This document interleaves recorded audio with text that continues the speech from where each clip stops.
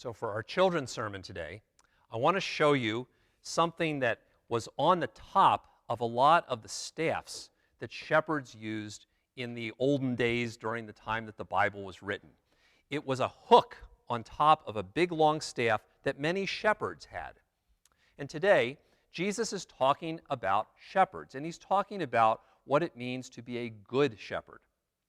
And what the good shepherds did, if a shepherd was really going to care for the sheep, the shepherd stood watch over the sheep and held on to this staff, and this funny-looking hook thing had a couple of different purposes.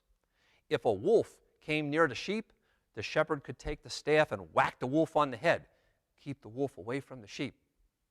And if a sheep started to wander off, got too close to the edge of a cliff, he could reach out the hook and pull the sheep back in and help the sheep to be able to be safe again.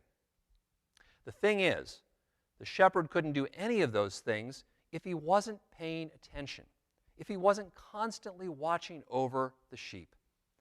And one of the reasons that Jesus uses the image of shepherd is he wants us to know that God is always watching over us, that God always cares about us.